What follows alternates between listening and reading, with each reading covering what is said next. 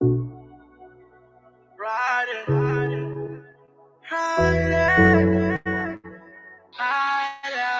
like it at 6 a.m. I like when you come at 6 a.m. Late night in the studio, know I am. Another late night, yeah, we vibing. Another late night, yeah, we riding. Another late night, yeah, we riding. It was late as we was riding. You was here right there beside me. I'm rubbing you all on your body. She told me get right inside me. The way that you walk, the way that you talk, love how you killing it with no remorse. Cause you are a star, you all in my thoughts. Stroking and licking for first 24. Baby girl, I want you whining. No games, it ain't no more hiding. She making it clap from the bottom. I beat it till ain't no more problems. She called me her problem solver. When you come at 6 a.m. Late night in the studio, know I am. Another late night, yeah, we vibing. Another late night, yeah, we riding. Another late night, yeah, we riding. 6 a.m. Hey. 6 a.m. in the morning. I'm tryna hit it while yawning. Like yawning. No. Wake up and take this in. And see him and down, switch it to the chair. Yeah. And she said, make it quick. Yeah. And she said, make it quick. Back up, baby girl, rewind up. I ain't even got no time. Back up, baby girl, rewind up. 6 a.m. my reminder. I like when you come at 6 a.m. Late night in the studio, know I am. Another late night, yeah, we vibing. Another late night, yeah, we riding. Another late night, yeah, we riding. 6 a.m. East side, we ride. Do or die. You keep calling me at 666. I got everything you need. Give me your love at 6 a.m. At 6 a.m. Oh, I like when you come at 6 a.m. Late night in the studio, know I am. Another late night, yeah, we vibing. Another late night, yeah, we riding. Another late night, yeah, we riding. 6 a.m.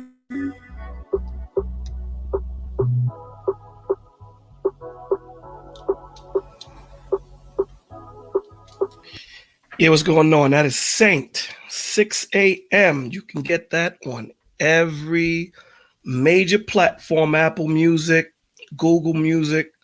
You can get that 6 a.m. Concrete Rose. It's hot. Check that out, man. Check that out. It's a hot record. The album is hot. Check it out. Again, we want to say rest in peace to Kobe Bryant and all those others, to their families that were on that helicopter. It's crazy when you sit there and think about how time is short and how we don't have that much time on this planet. So appreciate the people that you have while you have them. You know what I'm saying? We got to understand that. So again, we know what this channel was built for. This channel was built for men. Primarily men, not exclusively to men, with depression, mental illness. We're here to help. We're here to give you a platform where you can say how you feel, speak how you feel, and just someone here to talk to, someone here to listen. I got another show that I want to put on, and another thing that I want to put on and share with you.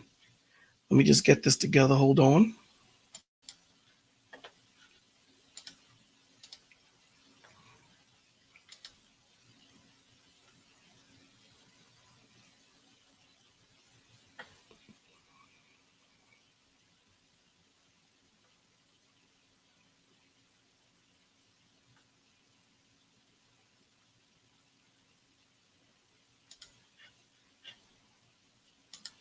Yeah, so this is my man Tommy.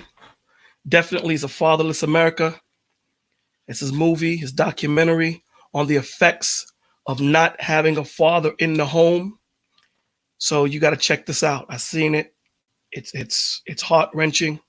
It's facts. It's truth at its core. We can't run away from the truth, man. We can't run away from it.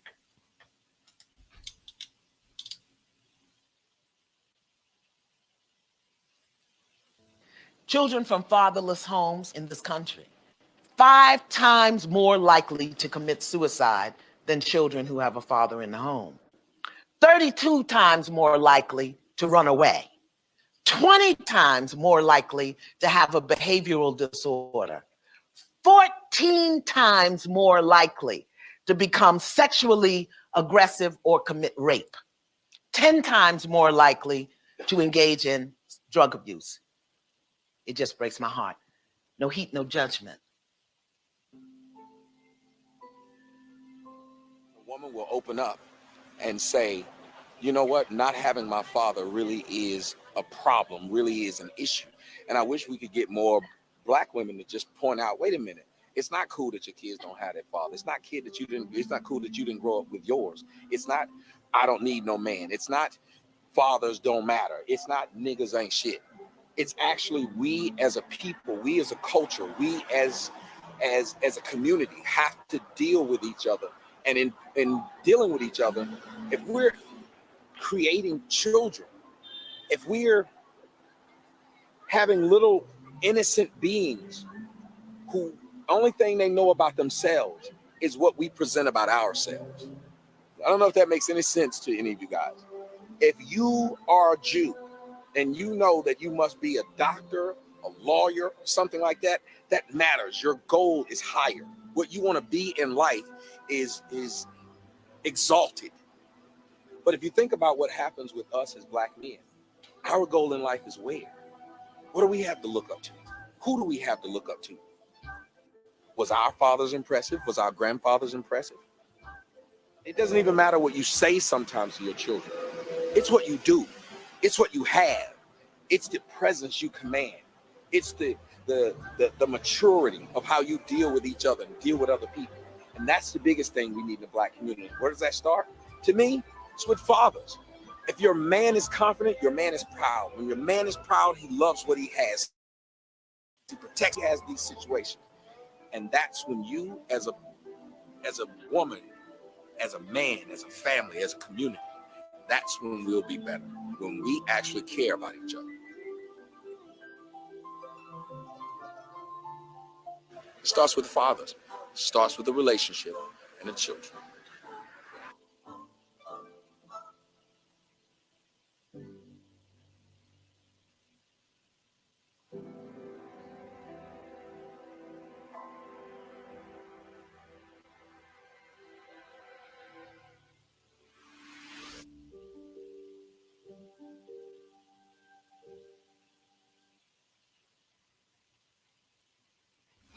So how you doing? The movie is out.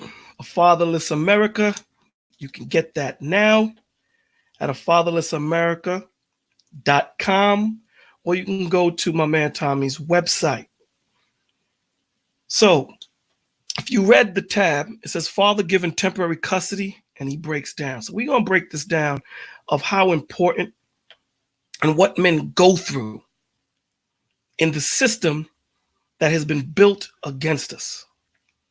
This father here has been fighting for his child for a long time, man, for a long time. And we're going to see what he actually went through to get this child and what it took for him to get this child.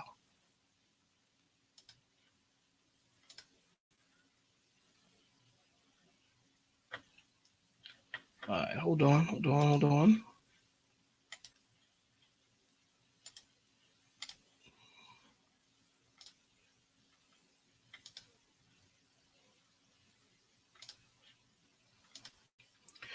Here we go.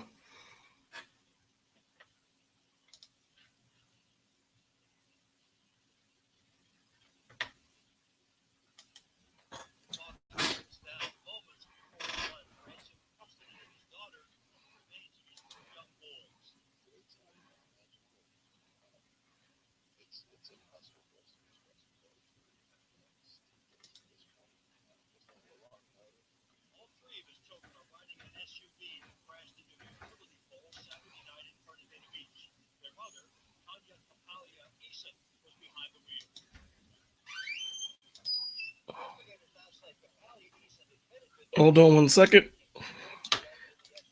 Let me make sure we watching what we watching. Let me make sure we watching what we watching. Hold on.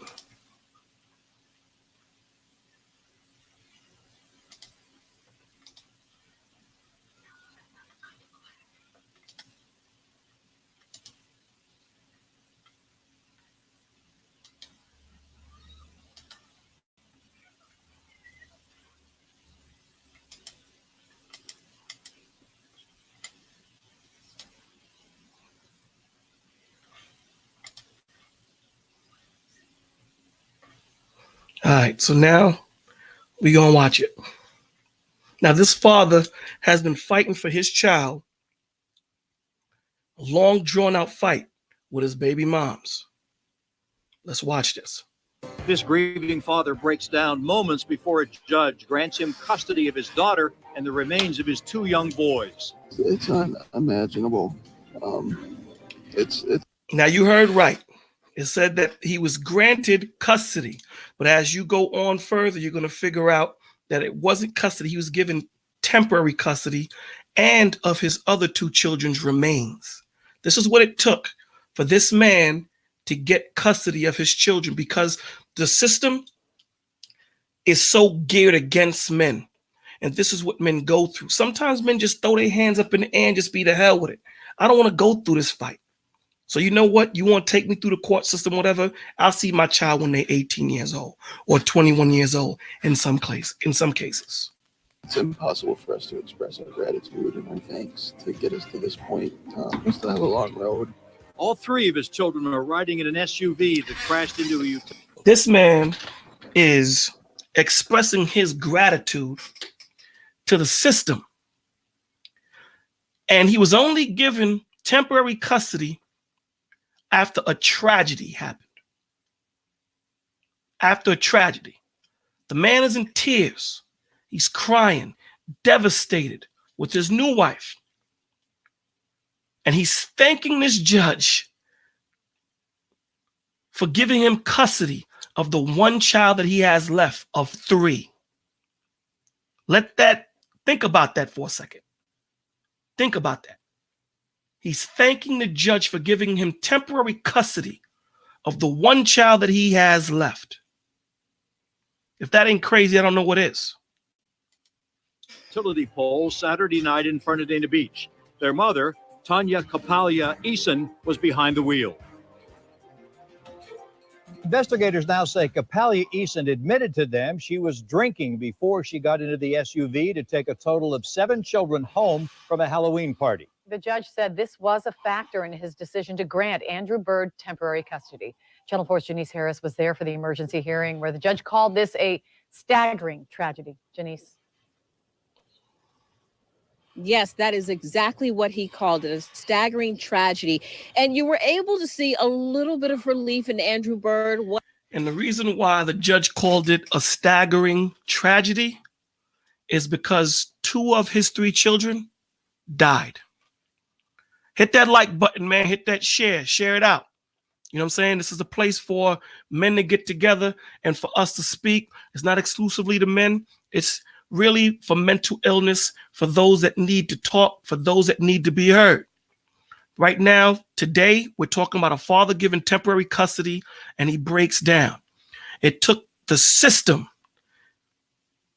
for this man to go what he had to go through, for his 2 children to die and his 1 child to be in the hospital, for him to be given temporary custody from the mother. This is how hard and how unfair the pendulum swings towards the woman in this system. Not every case is like this, but most cases are. Once he was given that decision from the judge that he would get custody of his daughter and the remains of his 2 little boys. But you saw... So he was given custody of his daughter and the remains of his 2 boys. Custody of his daughter and the remains of his 2 boys. And they've been in court fighting. And I'm sure he showed the court that this woman was unfit to be a mother. It's not until this tragedy happened, this staggering tragedy. End quote. This is what the judge said. Staggering. Why? Because his daughter is in the hospital and his 2 children are dead because of this woman. Many different emotions inside that hearing today. An emotional Andrew Byrd embraces his wife just seconds after Judge Adrian Soud ruled that Byrd would get temporary custody of his daughter, Nina, and the remains of... I'm sure y'all heard that. I'm sure all of you heard temporary custody. Yeah, you heard it. Temporary custody. He's not getting permanent custody. He's getting temporary custody. After this woman killed 2 of their children. After she killed 2 of her children, he's gaining temporary custody. This is madness, man. Madness. This is what, as men, when we go into this court system, we already know that the odds are stacked against us. We already know that, you know what? She doesn't have to come in with a lawyer. We have to go out there and get a lawyer. It's not cheap. It's not cheap. $4,000 to $5,000 as a retainer, from what I'm hearing, from people that I know that have gone through the system. It's not cheap at all. They come in there with just a purse, themselves, maybe another sister or someone to give them backup. They don't come in with someone to represent them because they already know the system will represent them because the system is already geared against men.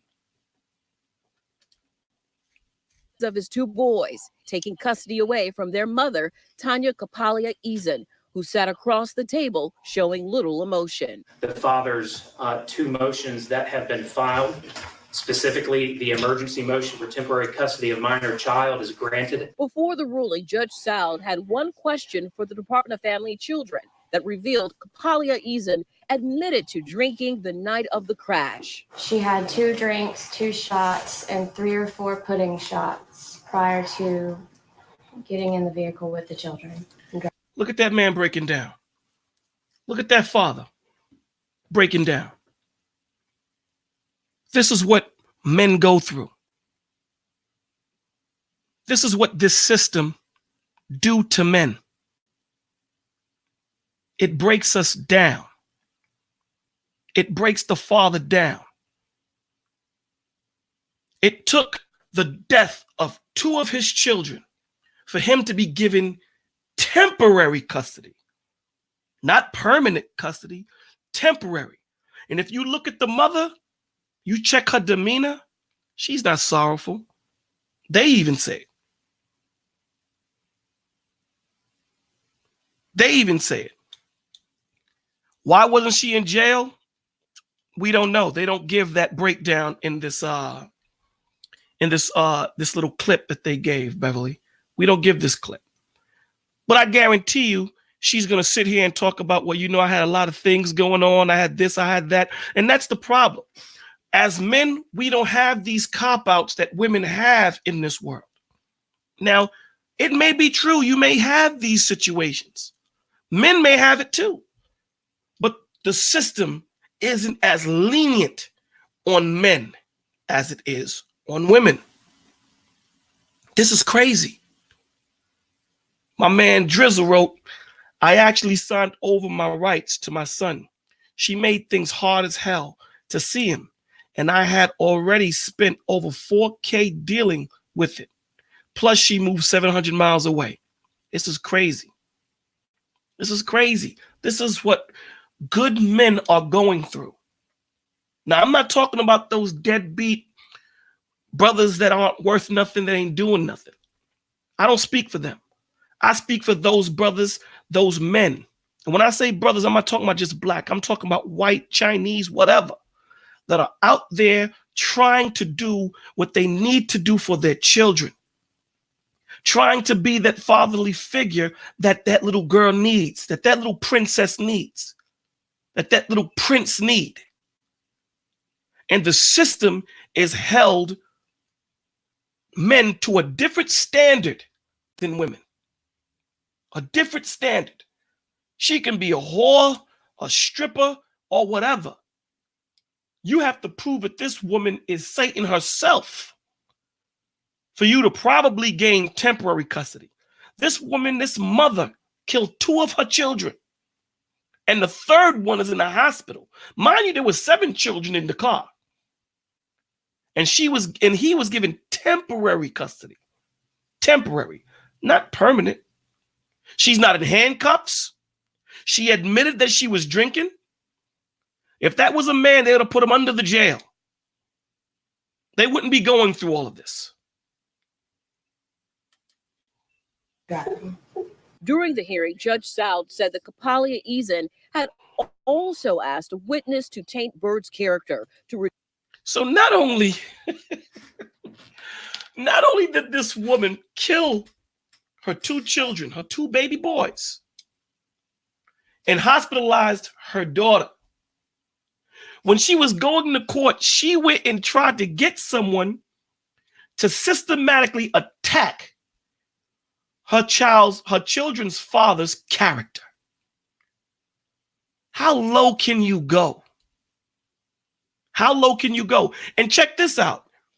As you're going to see in the clip, the only reason why it didn't go through is because the person that she tried to get admittedly came to the judge and said, this is what she was trying to do. Now imagine if he didn't say that. She would probably still have custody of them children. And again, take notice, she didn't walk in with cuffs. She walked in with a sprained wrist or a cast. Look at this. It's unfair. This is why men are killing themselves. This is why our children are going through what they're going through. Because women like this are keeping their fathers away from their children. Women like this dirtbag here. This dirtbag woman. Not all women, but this one. And there's a lot of women like this out there that are hurt that the father moved on for whatever reasoning. He doesn't want to be with you. Move on. Why are you hurting the children? Because that's the only way she can get to him, either through his pockets with child support or keeping the child from their father. Who are you really hurting? Who are you hurting? You're hurting the children. And then you have a system that gives you a consolation prize in child support, in Section 8, because you know what? You don't need a father. We got you. This is why these women do what they do. Because if the system said, nah, if you get pregnant, you're going to have to handle it yourself, I guarantee you women would be more decisive in who they sleep with. They would be more decisive. You're bringing these children into a world knowing that this man is not a good enough father. You know he doesn't want to be a father, but because you want to try and change him, or because you want to try and keep him, you bring him in, you bring these children into this world. Only to hurt these children. Because when it doesn't go to the plan, doesn't go the way you thought it would, what do you become? You become that devil on that screen. That woman right there. That's who you become. Reduce his chances of getting custody. That witness, according to the department's investigation, indicated to the department that the mother asked that witness to say negative things about the father, but the witness informed the department that the witness was unable to do that in good conscience. Now, think about this, man. Think about this. What kind of woman, and I say that loosely, what kind of person, after drinking and killing your 2 sons and putting your daughter in the hospital, would still try and get someone to assassinate the children's father's character? What kind of person are you? That in the midst of him grieving, in the midst of when you should be grieving, mistakes happen. Okay, you took a drink. Things happen. I get that. but the demeanor of how she walked in, the diabolical thought patterns that this woman was in,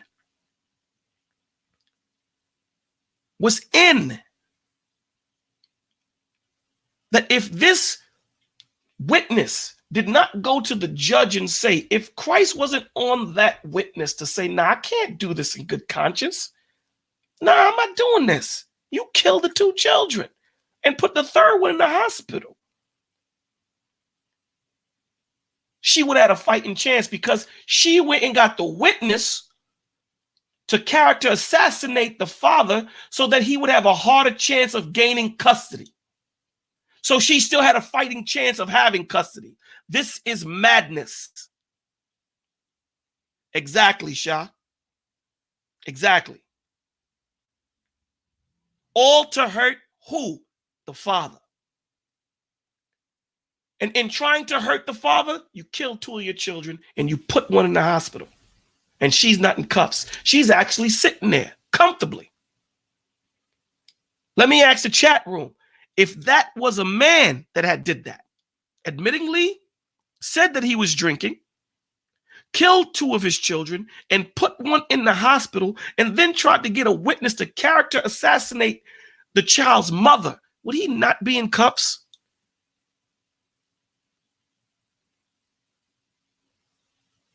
Exactly. Locked up, jailed. He wouldn't even be in that room. Death penalty, hands down. Maybe. Depending on the circumstances. Maybe. So this is this stream, which is going to be short. It's not about attacking women. I don't want people to think that this is what this is. This is to show one of the many situations that men find themselves in many times, many folds over in the system of court. How the pendulum swings one way. It's not equal. How they say that Lady Justice is supposed to wear a blindfold. Man, please. Her blindfold is off. That's why she's a lady. Because she's there for ladies. She ain't there to keep justice. No. There's fathers that kill themselves because they don't get to see their children. My man Drizzle said he had to sign the rights over because he was trying to deal with his children. And with all the heartache that you go through, at this point, you just got to say, you know what, man? Go do what you're going to do. I'll see my children when they're 18 or 21. Because you know what? If I got to deal with you, I don't want to deal with them. And that's a shame. That's hurtful. Don't think that that's an easy thing to do. Drizzle, if you're still watching, I would love for you to explain how hard it was for you to do what you did. I would love for you to come up on and explain it. But I know right now, you know, you're kind of hesitant to come on. But if you want to come on, you let me know in the chat while I'm doing the show, and I'll shoot you the link. All right? He writes, that's exactly what I thought. I figured when the time comes, they'll seek me out. Do you want to come on, brother, and tell your side of the story? Because a lot of men need to hear this, to hear what we go through. Your story may help someone going through what you're going through or what you went through. Maybe they could take a different course.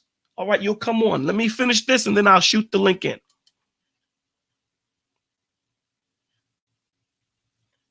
That attempt failed, and Byrd now has custody during an emotional hearing that the judge could only describe as a staggering tragedy.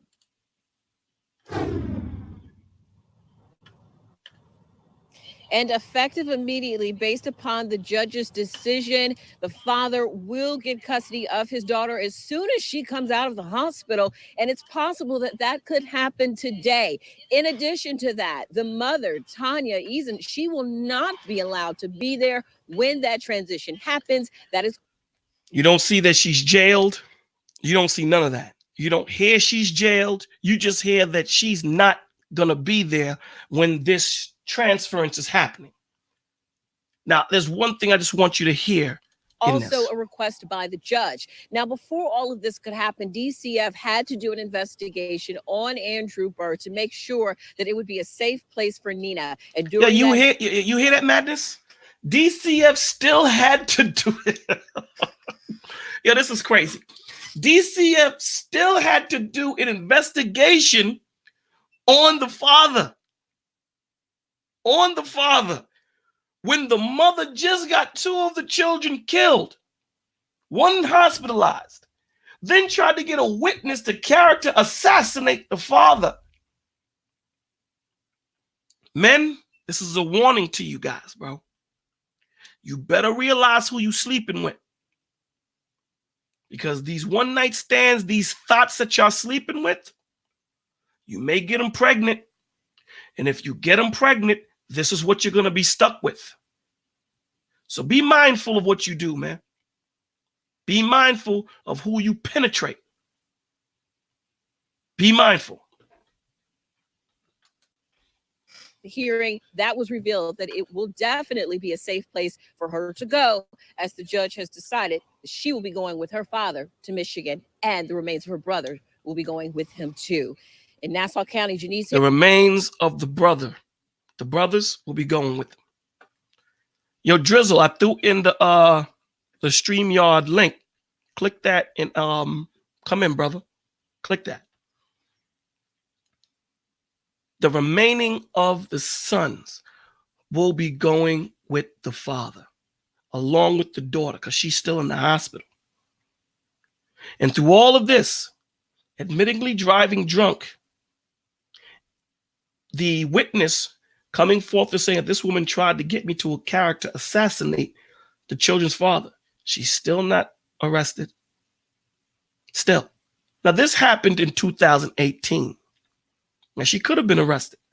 What I'm saying to you is at this point where they're bringing her into the courtroom and they're sitting her down and the father's on the other side and the seats are there and everyone, the judge is there and everyone is speaking. No one is saying anything about her not being in cuffs. She's not in jail. She's allowed to walk in. If that was a man, he'd have been locked up.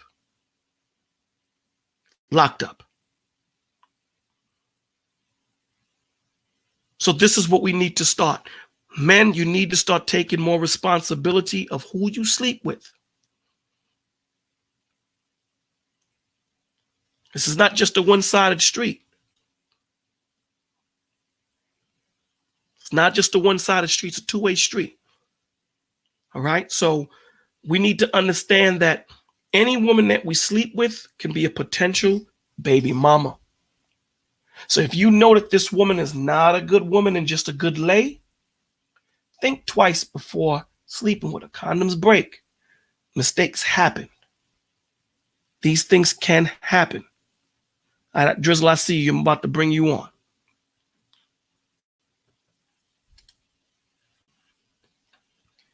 So again, Drizzle, you there? Yeah, can you hear me? I can hear you, brother. How you feeling? I'm good, bro. I'm good, man.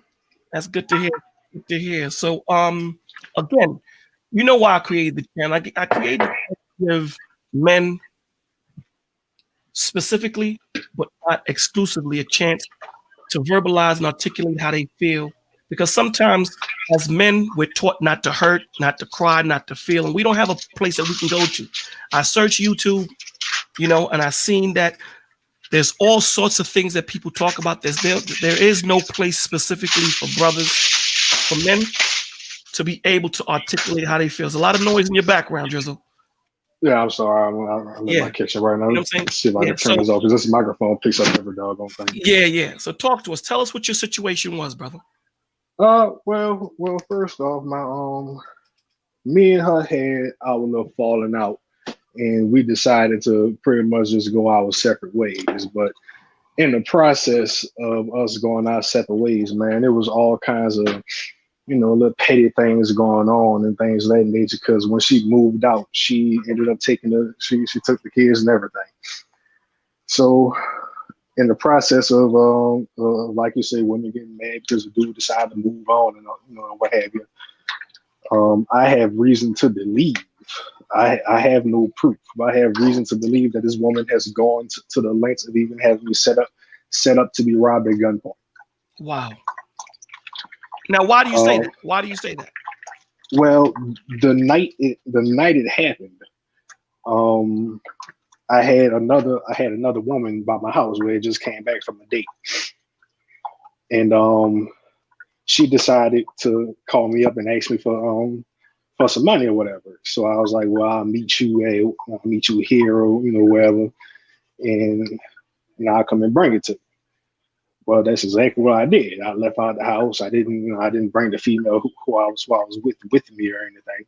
So I went to go meet her to give her the money.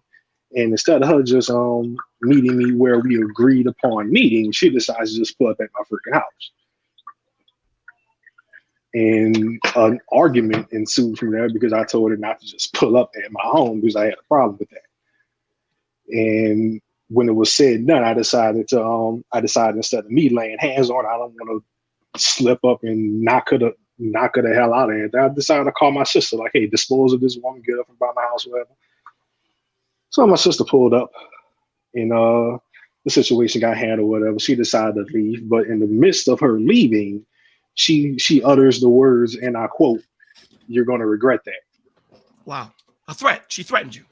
Yeah. So literally, a few hours later, I'm a truck driver by trade. Okay. So I was leaving out to go to work at it was probably like 1 a.m., 2 a.m., something like that. And lo and behold, boom, I'm being robbed. I pulled my gun out, but then the little dude, he had a little partner with him. So I'm guessing there's no possible way they could have known I had a gun in my damn car because I normally just keep it in my car. So I'm pretty sure she had to tell them, like, hey, look out, he does in fact stay strapped.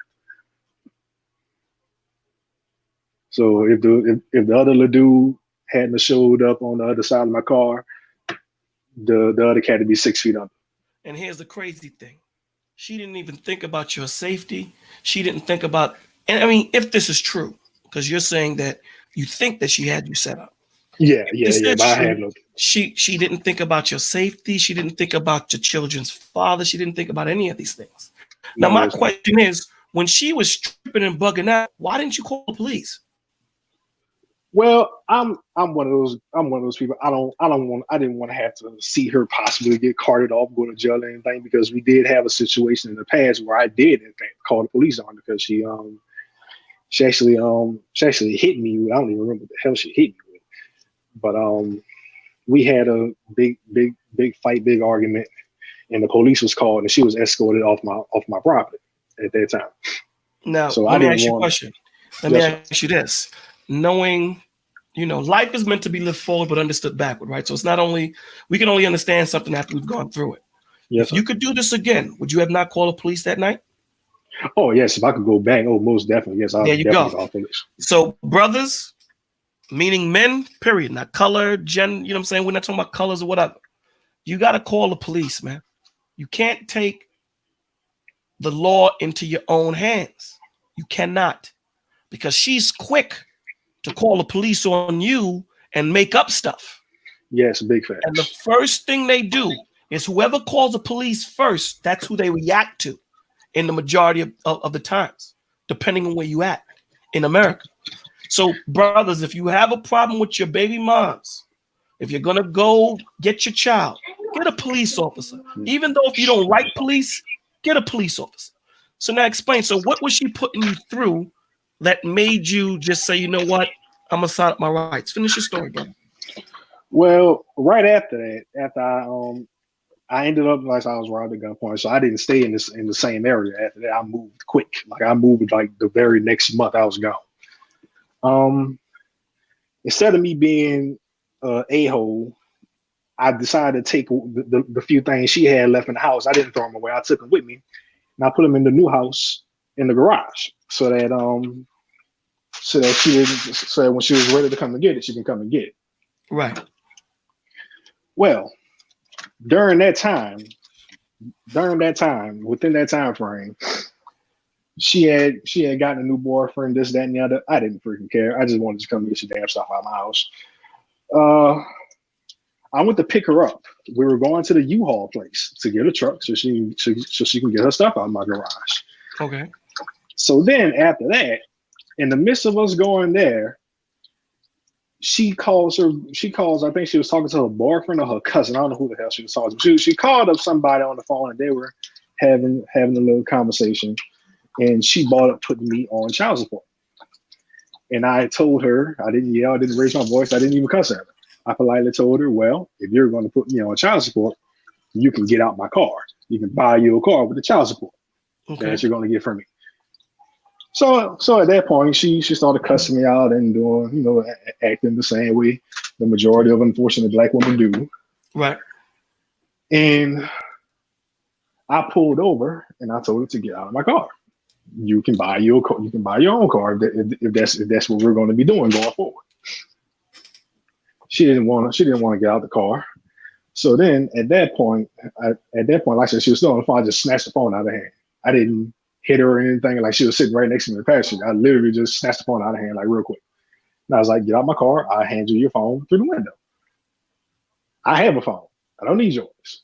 I don't want it. It's not even yours. You're not paying for it. Your boyfriend bought you this phone. So I just want you out my car. So she commences to pummel me. And she hit you. She ain't hit me. She pummeled me. All right. She kicked my behind. I don't want to cuss on your platform. She kicked my behind in the damn driver's seat. Right. So now at this point, when she's pummeling you, why didn't you think to step out the car, take the keys out, and let me call the police? Okay, go ahead. I'm getting there. I'm about to blow your mind. Blow my mind, brother. I'm getting out of the car. Now, mind you, I have her phone in my hand. She has at that time it was an iPhone 8. I have this iPhone in my hand. I'm getting out of the car as she's hitting me from the passenger seat to the driver's seat. I'm getting out of the car. And in the midst of me getting out of the car, I mistakenly clunk her in her forehead with the phone because I'm trying to get out of the car. I'm grabbing the top of the corridor. I hit her head with the phone and she begins to bleed. And the police is called. Next thing I know, I'm in jail. Wow. I can't make this up. Wow. So you see, and here's the thing that that I think that a lot of the times that us men are not. You understand, women are emotional creatures, right? So they live in that zone. They think clearer than we do when it comes to being emotional. Mm-hmm.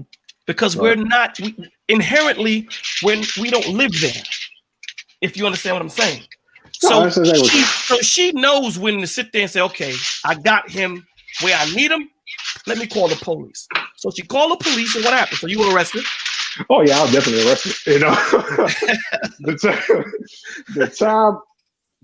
The 3 days I spent locked up was pretty much my breaking point.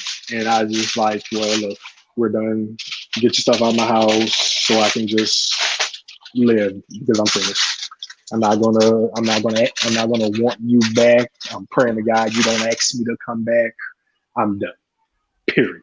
I don't want anything to do with you. You stay away from me, I stay away from you. If it ain't about the kids, don't call me. Okay. So then I meet the woman I'm married to now. I get with her and she decides to come over to well, first off, let me backpedal real quick. I meet the woman that I'm married to now. My son's mother decides to literally stalk me. Wow. So she didn't know where I lived until she stalked me. So she decides to come to this woman's house to drop the kids off while calling her all kinds of B's and H's. So she decides to call. So then the woman, my wife, she decides to call me on the phone. I'm like, well, what the hell is going on? Your baby mama's over here cussing me out and everything. If she didn't have the kids with her, I was gonna kick her ass. Okay. And at that point, she ended up breaking up with the guy she was with at the time. Right. And she probably got with him just to get you jealous. Yes. And I'm assuming it got to her that it wasn't working. Right. So then at that point, she got with some new guy. Don't know how they met. Don't know if she was cheating on him, cheating on me while she was with, cheating on me with him while she was with me, or however long she knew this guy. They got married. Next thing I know, she's in El Paso. Wow. Where are you located? New Orleans, Louisiana. That's 700 miles away. Good God. Now let me ask you this. Were you aware that when you were paying you were paying child support? Yes. No. It was always in question. But I told her that my thoughts on child support is that it's not needed if we can co-parent properly. I was legit giving her money. But then when she stopped allowing me to see the children, I stopped. So my question to you is, why didn't you go to court to get something concrete in paper? Drizzle, you there? Yeah, okay. I can hear you now. So okay, I'm sorry. At that point, when you seen that giving her cash wasn't, it's too iffy because the wind blows left. She's not gonna let me see my child. So why didn't you take it to court at that point to say, you know what, let me get something written so that there's something that we both have to stand on and obey? Because at that point I didn't have the resources to be able to do it at that time until I swapped jobs. What do you mean you didn't have the resources? To get a lawyer and things of that nature. Well, let me say this on that. Mm-hmm. When you're talking about child support, you do not need a lawyer for that. All you have to do is petition the court, and you bring your W-2 or whatever the situation is. You don't need a lawyer. We need lawyers when we're actually fighting for custody or joint custody or full custody. That's when you need the lawyer. When you're actually going and you're filing a petition for child support, what that does, it saves you, and it saves wherever the petition is. So you're in, Louisiana. If you would have petitioned the court for child support, she wouldn't have been able to leave. Do you know that? No, I didn't know that, honestly. Right. She wouldn't have been able to leave because wherever that petition is filed is where they have to actually go to court. So if she decided to go to El Paso, when that court date comes up, she has to fly back and bring that child. Now, if the court says, okay, you want to live in El Paso, being that the petition was petitioned in Louisiana, it's on you to fly that child back when it's time for Drizzle to have that child. So just for future reference, now you know. Mm-hmm. I'm sorry. Yeah. Finish your story. So go ahead. Well, no. I was just going to say that that the reason why I didn't have the funds, like I didn't have the type of money until I swapped jobs, and also along with that, I was still fighting that felony with her. With Gotcha. my lawyer, and he was going to handle that. So I was losing money on dealing with a lawyer for my felony charge. And you were spread too thin. You were spread too thin at that point. Yeah, exactly. Okay. Yeah. So go ahead. So had not been for the felony, I probably would have been able to get that handled and taken care of. But Gotcha. now I know that I didn't need a lawyer in the first damn place. But had that not been going on, I could have gotten that taken care of. Okay. So she moves to El Paso. I throw on the table where look, I'm not going to give you any money, but I'll continue to send the kids to send them toys and clothes, things that nature. I still have receipts. I've sent them every time I mailed them stuff, it had to have been like $250 worth of clothes and stuff like that. Right. And she came down here. She came down here once and didn't say anything. She was actually here for my wedding last year in June. Congratulations to you and your wife. Thank you. She was actually down here, and she didn't tell me anything. Right. I actually found out from somebody, a mutual friend, who was on her Facebook, and just so happened to have seen, like, oh snap, she was down here for Quentin's wedding. So that kind of just blew me out the park. And I started telling her that, hey, I'll meet you halfway, like in Houston or Dallas or something like that, to probably get the kids or something like that. Then she bought up me paying for her gas and stuff. I bought up, well, won't you give me my son for the summer, or let him go to school here, let me keep him, and I'll send him back to you for the summer or something. Nothing was good enough. She literally only wants money. Everything I bought up to her was null and void. All she wanted was money. Right. Wow. So go ahead. So the only thing she wanted was money. She didn't want nothing else. She didn't want a deal. She didn't want to compromise at all. So at this point, you're at your wit's end. So go ahead. So finish the story. Yeah, at that point, I was at my wit's end. We were together up until my son was like 1.5. Okay. So you only had one child with her? Yeah. Okay. Thank God. Yeah. We were together up until he turned until he was like 1.5 or so. Then she went on her separate ways. She got with the guy who she was with when she was stalking me at the time. Then, like I said, she went to the new guy and married. So she was with three different men, including me, while you had my son, including me. That's me, myself, the ex, and the now husband. Right. I told her that I don't want to sit up here and constantly confuse my son. So if you want me to sign over my rights, I'll throw that on the table. Wow. Because if you want anything in regards to money or child support, anything like that, you're gonna have to carry your behind back to New Orleans, where I can have access to my child. Well, let's unpack that. Tell the people how a father gets to that point where, even though you're hurting, you're still thinking about the child. You're still saying, you know what? I don't want to confuse my child. I don't want my child going through the ups and downs and all this. So listen, if you want to just take the child, go ahead. How hard was it for you to actually utter those words out to this woman? It was hard. It had to be one of the hardest days of my life.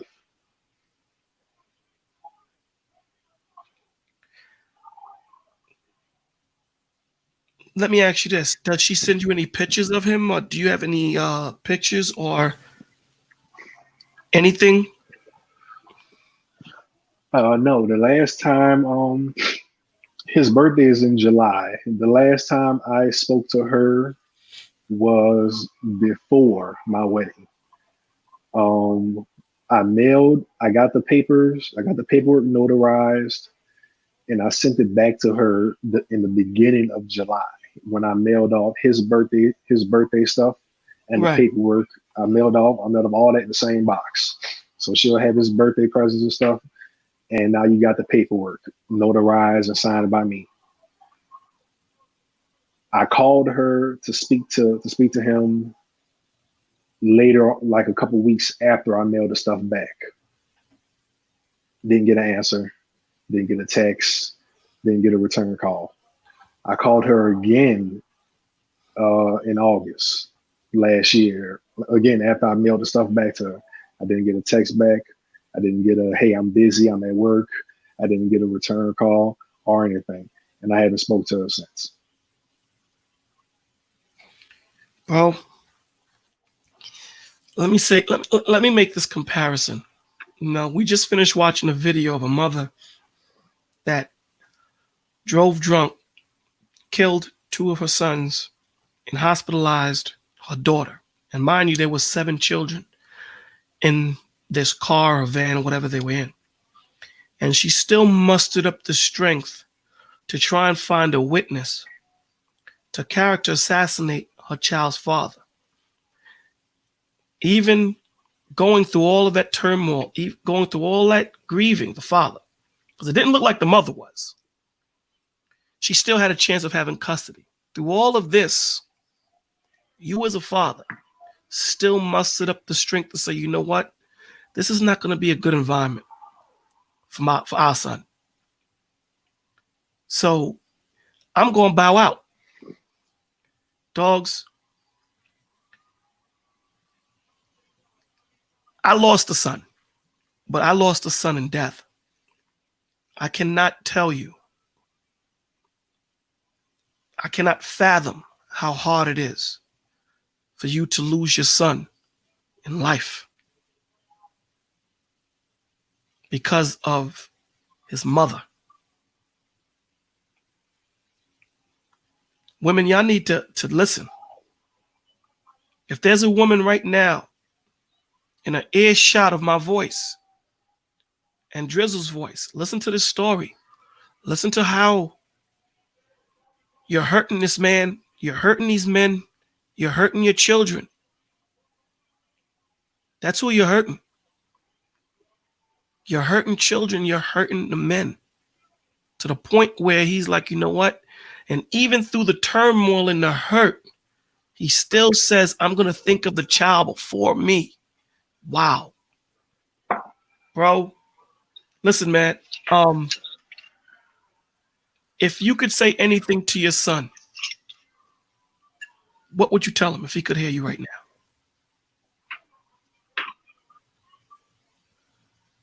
Man, that I love you, that I miss you with every ounce of my being. He looked just like me. He was a big baby too. He was 9.5 pounds. I'll never forget. What's his name? He's named after me. He's a junior. Drizzle. Drizzle Jr. Go ahead, speak to your son, man. I did everything. I did all I believed that I could, all that I knew about without the resources and without the knowledge that I didn't have back then. I did what I could. I wouldn't have wanted to raise him in an environment with her anyway. Like I said in the chat, I would rather not be around and just having that cancerous feeling between me and his mother, right? Than versus him getting old enough and seeking me out and understanding that where I can actually explain why I did what I did. Well, let me say this to all the people in YouTube world that don't understand why he did what he did. Let me explain why he did it. You're already dealing with a volatile situation. It's only going to get more violent as this child grows up. Nothing good is going to come out of it.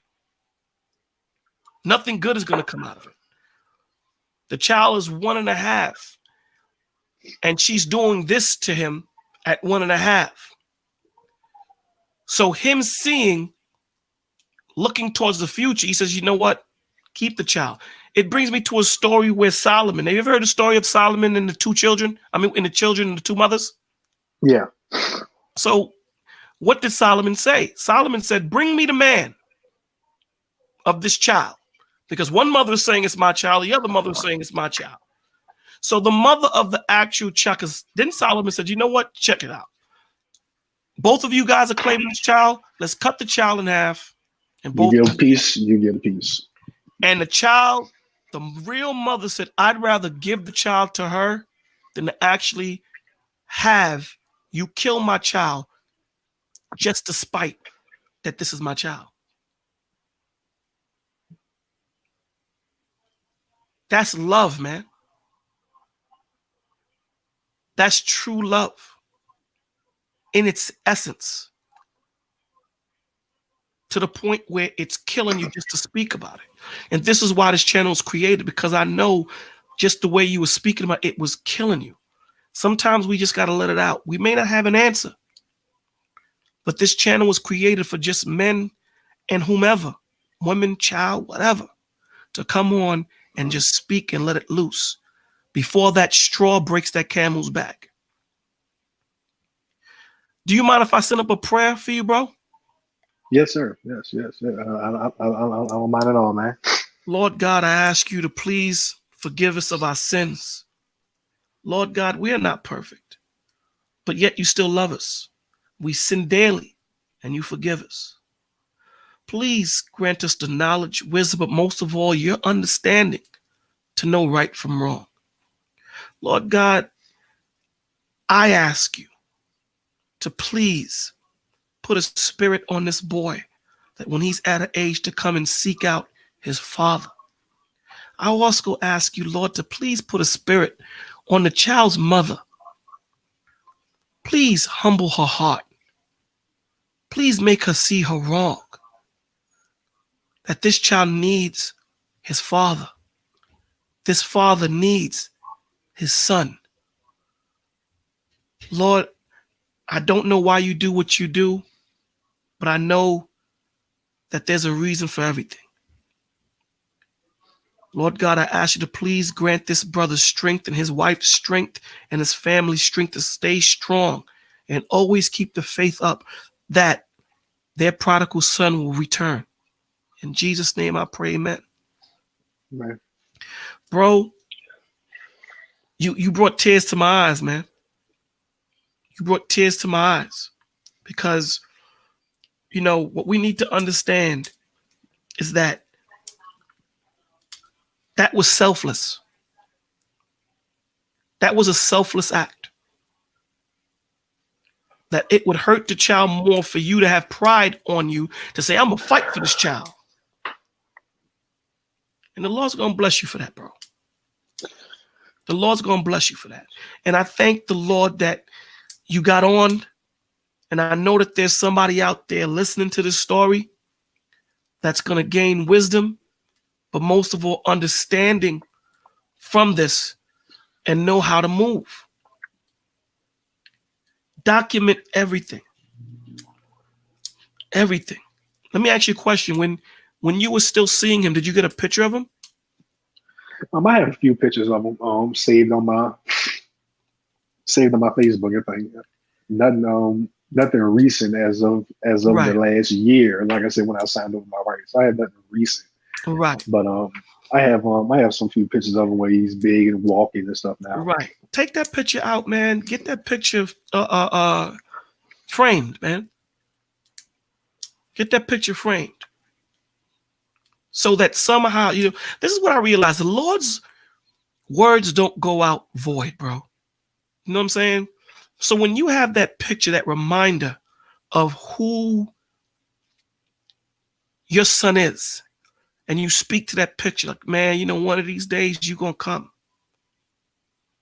Or there's going to be some type of situation where I'm going to be brought back into your life. Keep that positive vibe, because that right there is strong, bro. You don't understand how strong when you keep that faith. You got to keep that faith. And bro, if you need to reach out, because I do counsel men and women, if you need to reach out to me, brother, you can email me at bolotv16@gmail.com, and we could talk offline, because I know this is killing you. And hopefully this is the start of a walk where you can just Let it go. Become stronger. Give it in the hands of the Lord. You did everything possible that you felt that you can do. And I don't need to question you on that, because a father wouldn't just relinquish custody of his child like that, especially speaking to you. You don't sound like a derelict. You don't sound like an idiot. You sound like a man that stands up for right. A man that's handling his business. A man that a lot of these women out here should be looking for.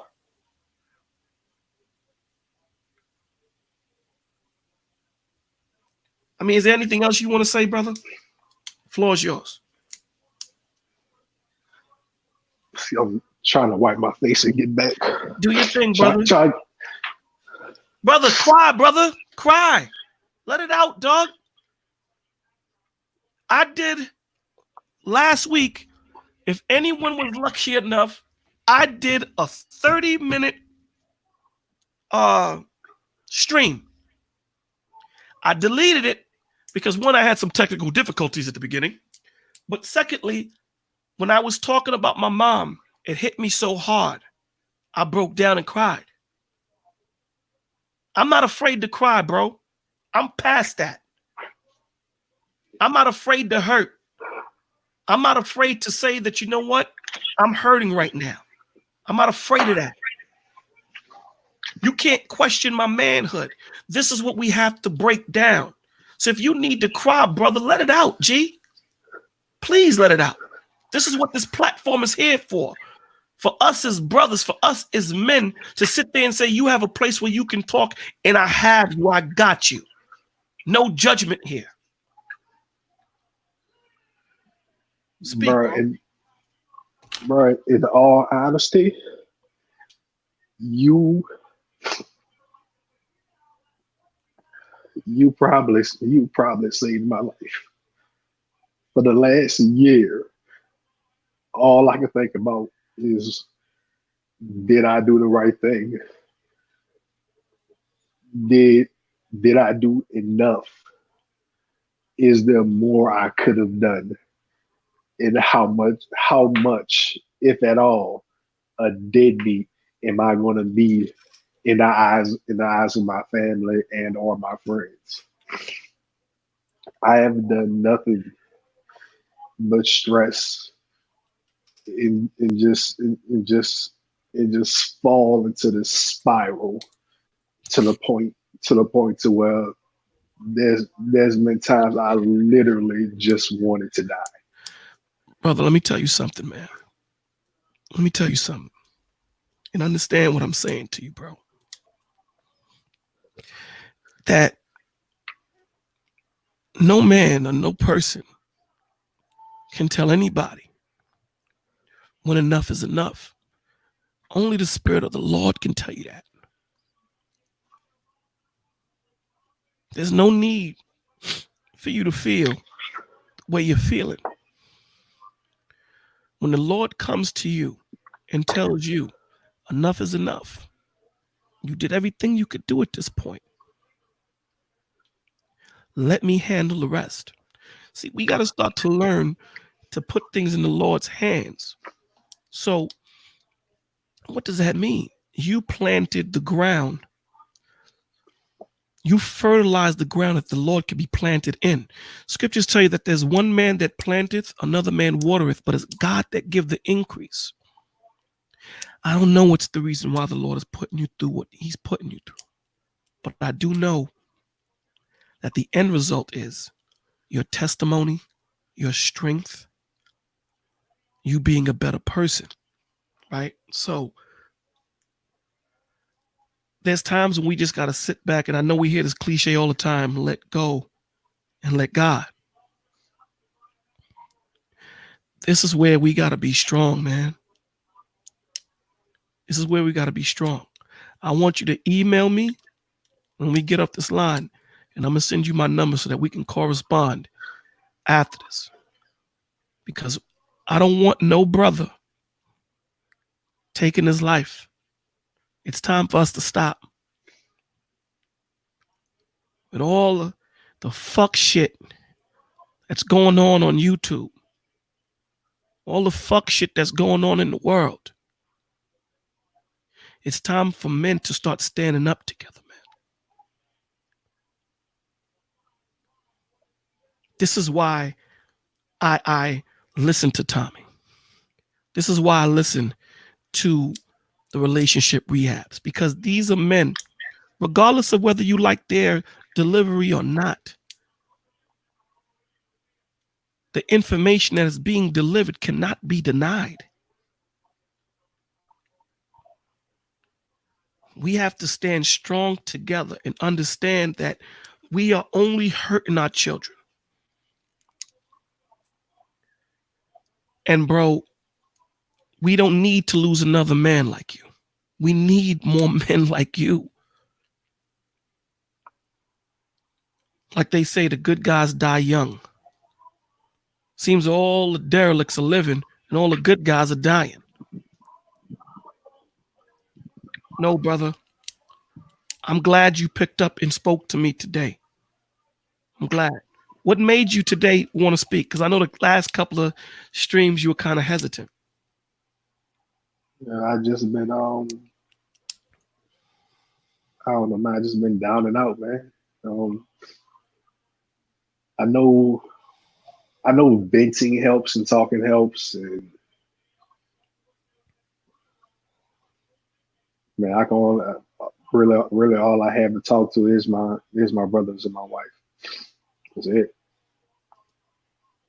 And I'm scared to talk to her at times, even though we're married. It's kind of hard having to converse with someone who doesn't suffer from depression, anxiety, suicidal tendencies. I mean, man, I just only recently was able to stop with self-harm. I wear a basketball sleeve on one of my arms to cover the scars.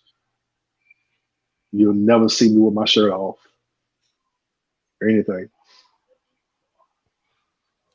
So just, I mean, I was up and about throughout the house, and magically you went live.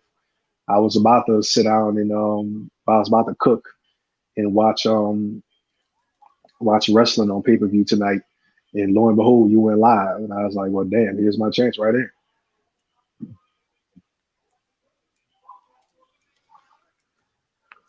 Speak, brother. This is your time, man. I'm not going to interrupt you. I want you to get it all out, because if you're saying, explain why you say that I saved your life, because I'm trying to understand. Because this is the first time we've spoken. Just that the kind words of faith that you provided and given me, just it in a way eased my mind and eased my heart. Because like I said, for the last year straight, all I could think about was, is what I did was right, or is he even going to care in the long run, or is he even going to want to reach out to me, and things like that. And it only dragged me into a constant downward spiral, not to mention other things going on and just life in general going on and stuff. Devil compiles all these other issues that you have. But this is the one thing I need you to focus on, right?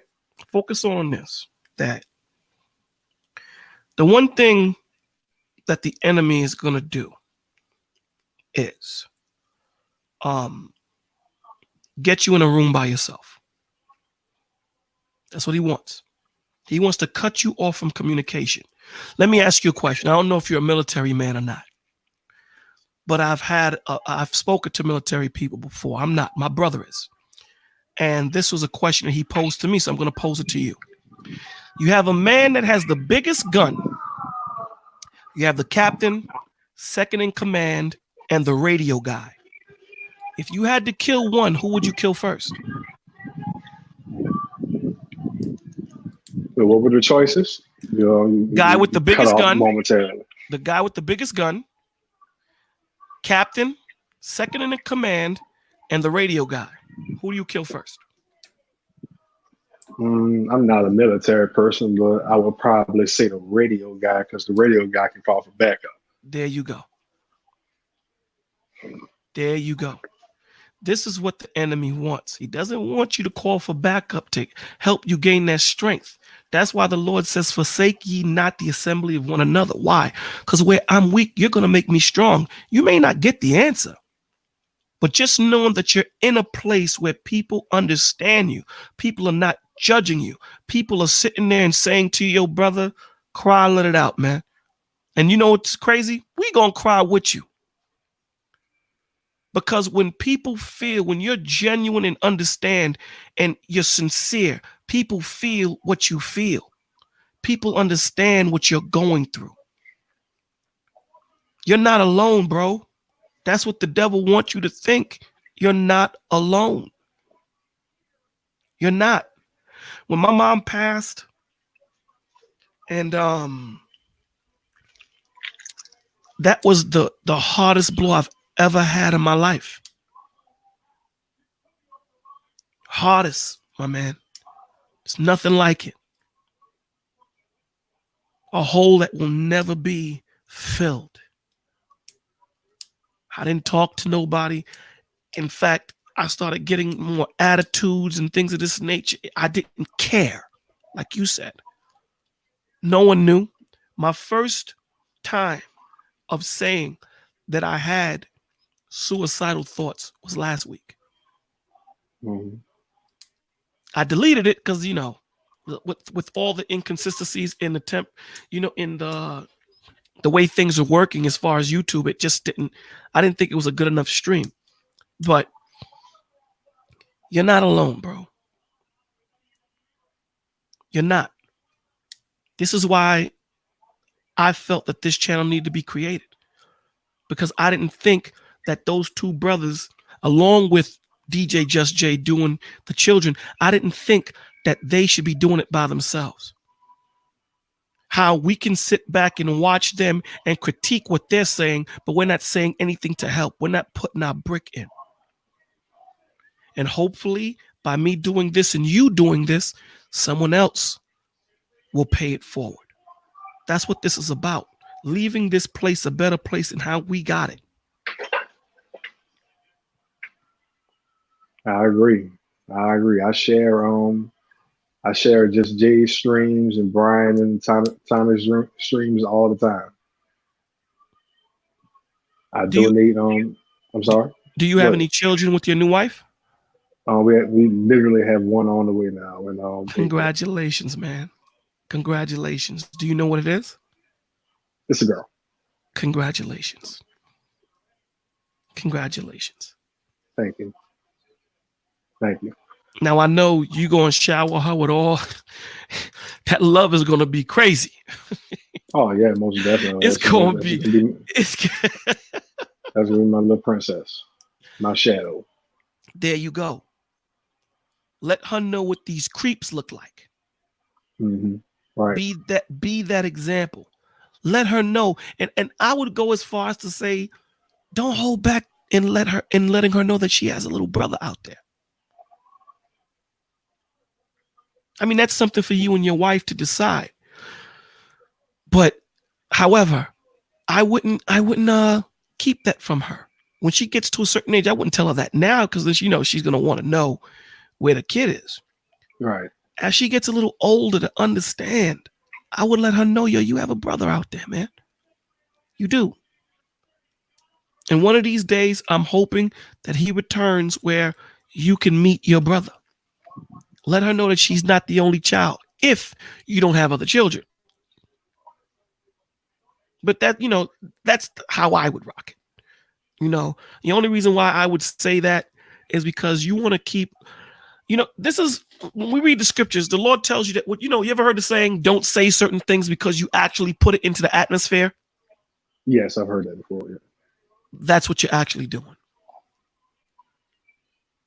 That's what you're actually doing. You're putting it into the atmosphere and you're letting those powers, those angels work and do what they need to do to get to where they need to be. That's what you're doing. But that's your decision and your wife's decision. And I'm sure you guys, from talking to you, I'm sure that you're going to make the right decision on figuring how you're going to do it, when you're going to do it, and if you will do it. No, we will. We will, because at some point in time, like I said, I'm expecting and I'm wanting him to be able to reach out to me at some point in time. There you go. It's literally just a waiting game at this point. Do you have her address? Yes, I do. You do. I would send him a birthday card every so often. Well, every birthday. Send him a birthday card. So at least he knows that you didn't forget him. At least he understands. It's kind of like chronologically writing down and keeping a chronicle of the situation. Because you have to understand, a lot of these boys that are being brought up by these women in these one-parent homes, and they're going through this issue with the mother, and the mother is being such a prick when it comes to the father. They don't understand that they're raising little boys with female tendencies, emotionally wise. And what I mean by that, meaning that, women are more reactionary when it comes to dealing with things. They're very impulsive, angry. And if you look at these men and how they rock, that's how they move. They're impulsive. The emotional stability that they should have, that fathers bring, that's been opted out. That's not there. So they're only getting one side of it. This is why we kill each other so quick. This is why we're not quick to talk to each other. We're not quick to reason things out. So, right. So I would send a birthday card. So at least she'll know. And that's how that spirit works. At least she'll know that, you know what? He hasn't forgotten about his son. And hopefully that demon will jump off of her and, reintroduce you. Because I'm going to tell you something. You know how they say the bond between a child and the mother is strong? The bond between a child and the father is strong too. Don't get that twisted. Don't get it twisted. It's strong also. So these are just little things that you can do to mend your spirit, to mend your soul. And it would be beautiful when your daughter gets older, the Drizzlette. When you send a little, when you send the birthday cards, have everybody sign it. Your family. Drizzle Jr. Send it off. You know what I'm saying? So that spirit of you having faith is still there. You can't follow or serve the Father without faith. Can't. You got to have faith. Faith is important. And then you have to have works behind it. So now that maybe she's thinking a little bit clearly or clearer, you're thinking a little bit more clearly and clearer. Now you can sit there and say, listen, I'm going to send this birthday card to my son. It is what it is. But the most important thing that I need you to understand, that I need you to get from this is, you took the big leap, brother. How do you feel? I feel good. I feel like I got that school bus off my shoulders. The short yellow bus or the long yellow bus? Oh, definitely the long one. The long. Definitely the long one. Well, brother, listen. I need you to email me. All right. If you look at, I'll put it in the chat. The email. Yeah, man. I'm glad that you decided to get on this time. It looks like you had this in you for a long time. Well, I did. I definitely did. I mean, depending on the topics that you pick and do going forward, man, I got a hell of a lot more. Listen, brother, every topic that I do, because I don't want this to seem like this is a browbeaten woman thing. It isn't. It isn't. Because not every situation is this situation. I just particularly picked this situation, father given temporary custody and breaks down, just to show how one-sided the system is when it comes to gaining custody of the child. Now, there are situations where the father does, but that's far and wide and in between. Yeah, so, and I also want men to understand that he chose to sleep with this woman. He chose to have a baby with this woman. We have to start taking responsibility in whom we sleep with. Because, yeah, she might be a good lay. Yeah, she might be fine. But that condom can break, baby. Are you ready for that? That's a conversation that you need to have with yourself. And say, self, if this condom break, am I ready to deal with this chick for 18 to 21 years? And if your answer is no, I would say leave it alone. Or if not, strap up 12 times. That would be my advice. That's my advice to my sons. Because it's gonna end up being my advice to him when he finally reached out to me, because I really sympathize with Tommy when he says that women have full autonomy of their bodies. In regards to my son, I had the payment and the money to get the abortion when he came along. When he first became a little fetus, I had the money for the abortion. She was supposed to get the abortion. She chose not to, not me. And I say that too. I say that when we do converse, Tommy and I, that and he's correct when he said that the women have all the power. Right. We don't have the power in that situation. She can have the baby, choose not to have the baby, give the baby up, give the baby to the fire department, police department. Women have all these different routes. We only have one, whatever she decides. So this is why in this topic, it's leveled at her, because you have all the decisions, all the power. We don't. The only power we have is don't plug her. That's the power we got. That's the only power we have in that situation. If you get her pregnant, don't plug her. Think about it. But then it goes into the circle that how do these little girls know what men to pick?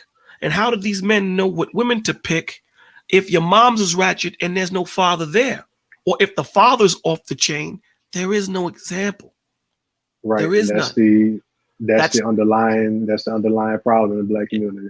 Exactly. It literally only becomes at that point. It literally only becomes a never-ending cycle. Which we can stop.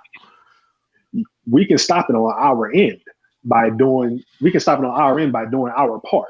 But that doesn't mean that our next door neighbor is going to confide in what we're doing. That don't mean the person down the street is going to go with what we're doing. It doesn't mean the person in the next city is going to go with what we're doing. It's going to continue to be a group of people, right? That's going to continue to produce these bastard sons of single moms, these bastard children of single moms.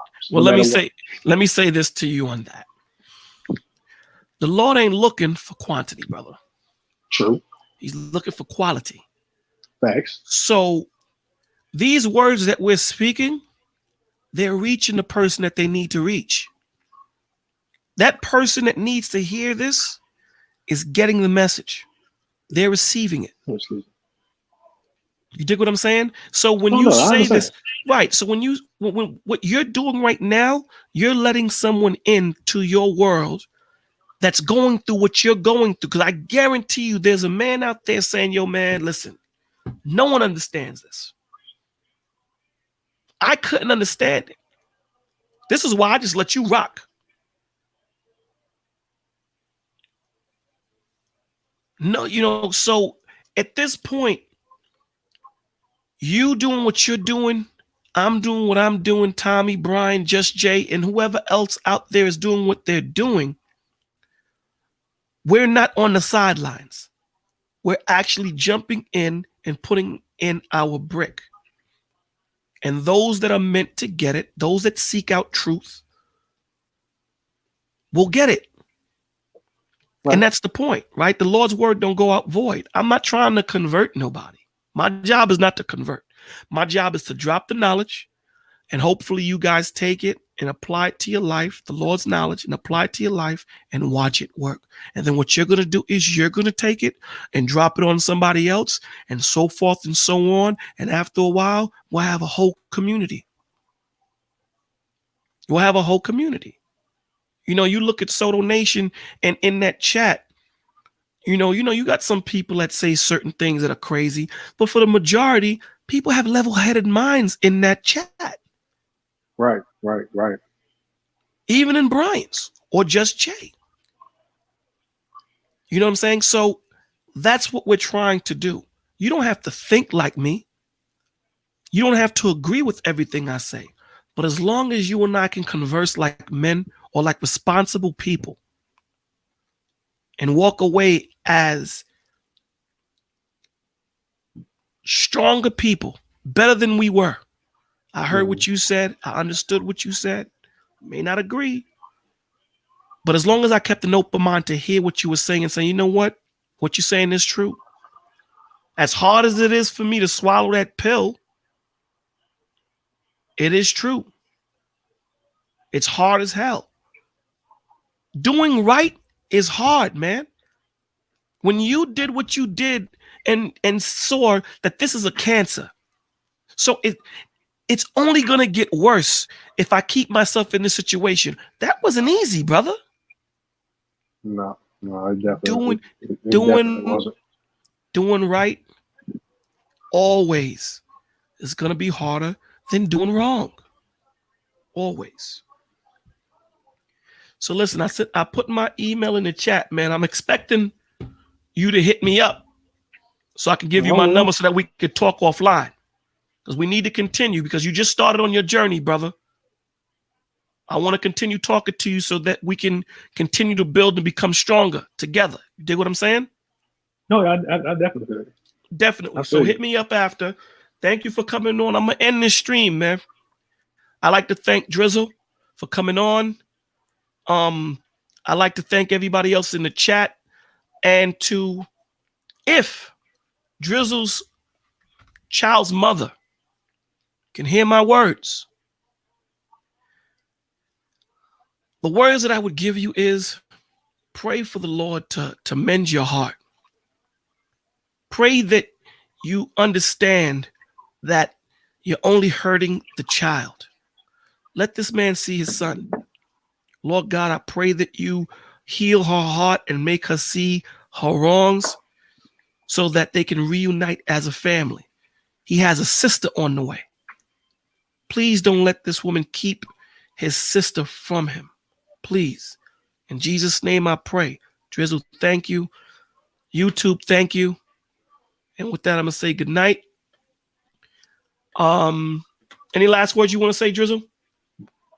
My last words is this, bro. Thank you for what you're doing. Like you said, there's not too many channels on YouTube or any at all that cares about men's rights and what men go through and have to deal with the majority, with a lot of these women. You doing what you're doing is a massive step above the rest. I want to thank you, brother, for that compliment. Thank you. But at the end of the day, all praises go to the Most High and His Son, Jesus Christ. Thank you. And Drizzle, hit me up, man. I'm waiting for you. I'll call you after we get off, all right? All right, brother. Good night, bro. All right, so Drizzle's out. I'd like to thank you, YouTube, and everyone that came to Bolo TV. You can reach me at bolotv16@gmail.com. So those people, men, women, and children that are going through what they're going through and have not reached out or contemplating on reaching out, you have the National Suicide Prevention Lifeline. Their number is 1-800-273-8255. Again, the National Suicide Prevention Lifeline is 1-800-273-8255. Now, the next number I'm going to give you is if you don't have insurance and you don't and you can't get coverage to go see a therapist or talk to someone, this place here will direct you to universities that do train students to be psychologists and therapists, and they will talk to you for free. It's the National Helpline. Their number is 1-800-662-4357. Again, National Helpline, 662-4357. The National Suicide Prevention Line is 1-800-273-8255. National Helpline is 1-800-662-4357. I'd like to thank Drizzle. I'd like to thank everybody in the chat. Beverly, Shah, Aura, Ayo, all the people that took time out of their busy day to check me. Thank you. How are we going to end this? We're going to end this with playing my man Saint, Concrete Rose. I'll play it again. Record is hot. You can catch it on all platforms. Apple Music, Google Play. You can catch it. It's a hot album, man. You know, it's a real hot album. And I do suggest that y'all cop it. You know what I'm saying? And just listen to it. Okay. And again, Bolo TV, we're here for you people to talk to us. We're here for men, women, children, no matter what your preference is. If you're gay, if you're not, whatever you are, we're here for you to speak to us before you decide to take your life, before you decide to put that needle in your vein. Call me up, man. Give me a shot. Please give Bolo TV a shot. Sit on my couch. Let me talk to you. All right. National Suicide Prevention Lifeline, 1-800-273-8255. National Helpline, 1-800-662-4357. I'm going to play my man Saint.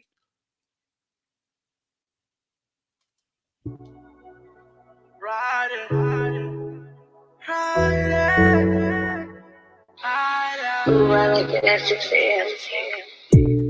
I like when you come at 6 a.m. Late night in the studio, you know I am.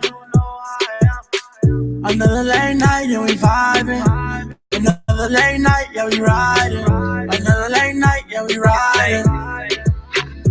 It was late as we was riding. You was here right there beside me. I'm rubbing you all on your body. She told me keep right beside me. The way that you walk, the way that you talk, love how you killing it with no remorse. Cause you are a star, you all in my thoughts. Stroking and licking for first 24. Baby girl, I want you whining. No games, it ain't no more hiding. She making it clap from the bottom. I beat it till ain't no more problems. She called me her problem solver. You come at 6 a.m. Late night in the studio, you know I am.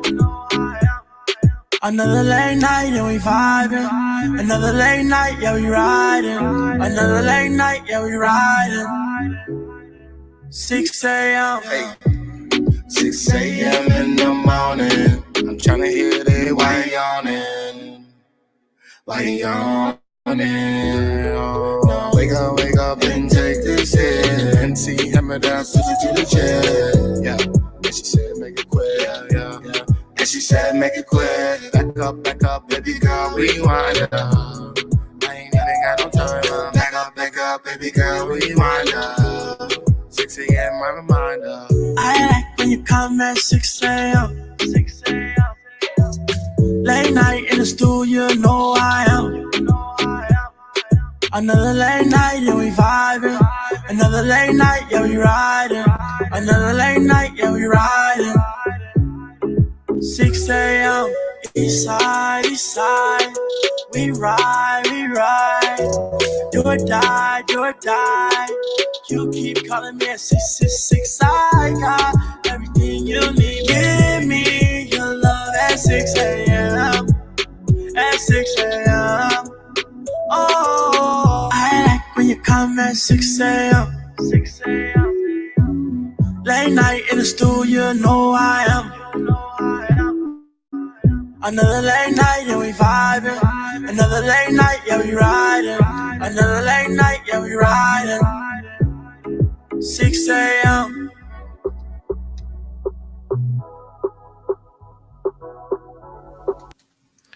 That's my man Saint. Concrete Rose is the name of the album. Cop it. Please cop it. It's a hot album. You know, it got different flavors. You're going to like it, man. I promise you're going to like it. I'm going to play this one more trailer on my man Tommy Sotomayor's movie, A Fatherless America. You need to watch this, man. You really do. It's a prolific movie, documentary. It definitely is something that we need to watch with your family to show you how important having a father is. Even if you're not with the father, just knowing the effect that a father has on a child. You know, so we definitely have to, you got to watch this, man. Please take the time and get it.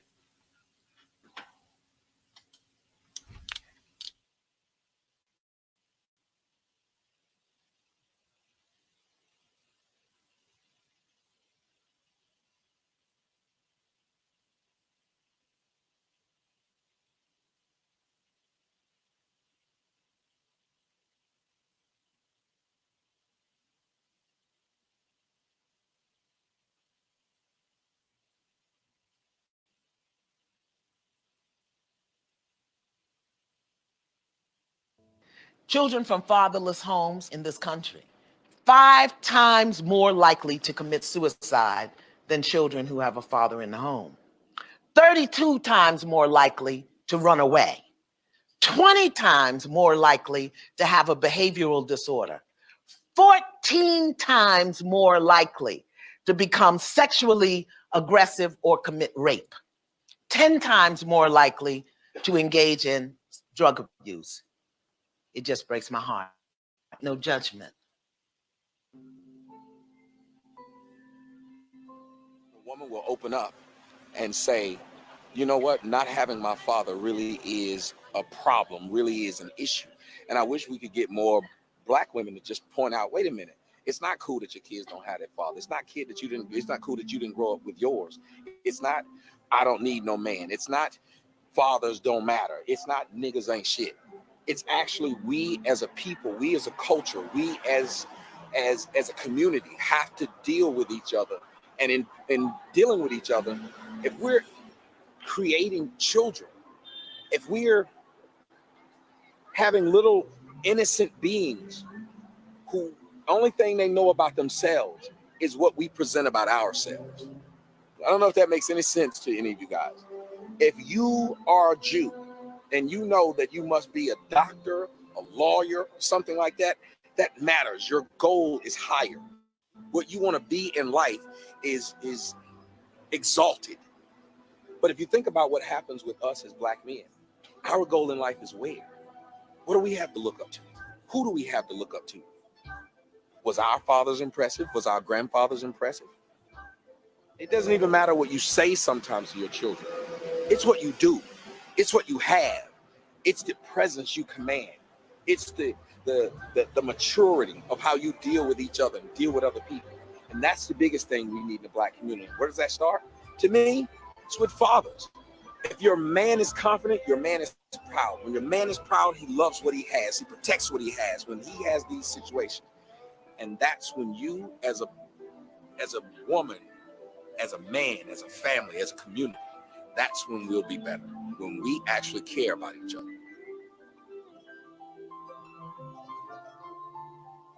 It starts with the fathers. It starts with the relationship. and the children.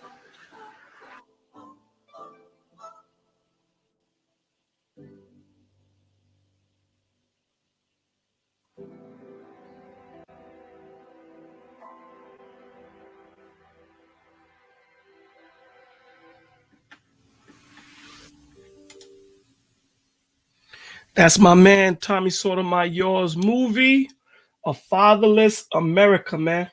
You could get it at afatherlessamerica.com, or you could go to his website at tjskoc.com. Again, you can get it at afatherlessamerica.com, or you can get it at his website, tjskoc.com. Check out the movie. It's definitely something that you need to watch, man.